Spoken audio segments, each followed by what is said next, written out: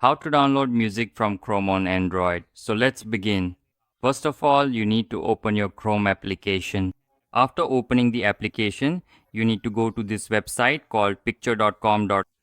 After that, you need to scroll to the left side using these arrows, and here you will find an option for music.